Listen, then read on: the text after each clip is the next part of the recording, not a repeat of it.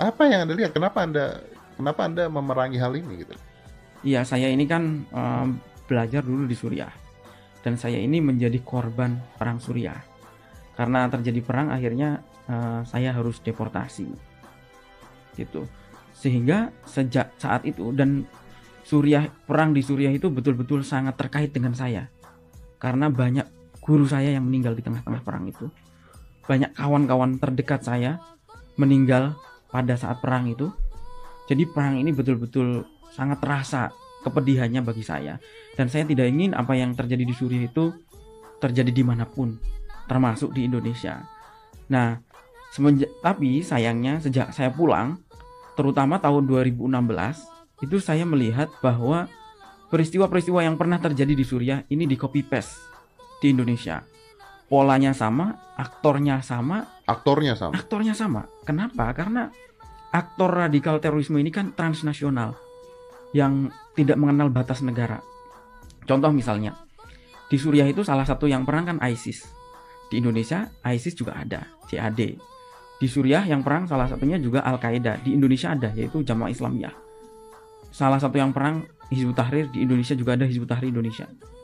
Ikhwanul Muslimin juga ikut berperang, di Indonesia juga ada. Salafi Wahabi di Indonesia ada. Aktornya sama.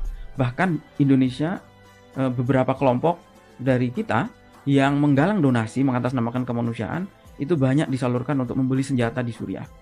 Kemudian simbol-simbol yang dipakai pun banyak memiliki kesamaan. Contohnya bendera tauhid.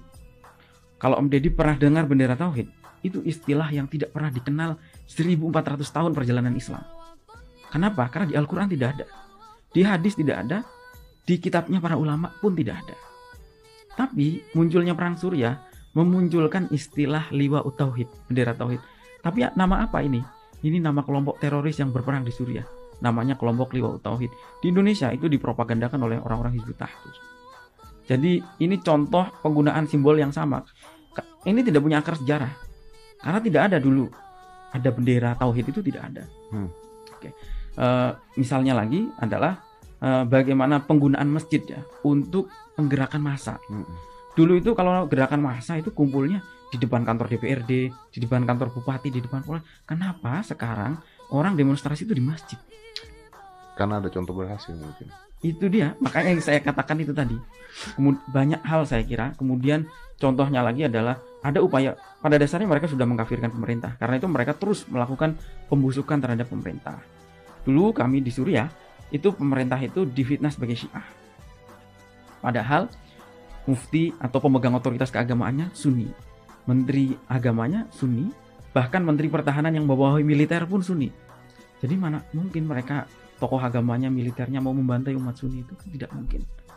Presidennya sendiri sudah sholat di depan publik dengan tata cara yang sangat Sunni.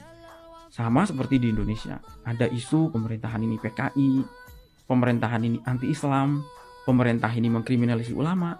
Padahal saya ketika sudah keliling negara Timur Tengah, juga ke Eropa, saya melihat bahwa kebebasan berislam paling bagus ada di Indonesia.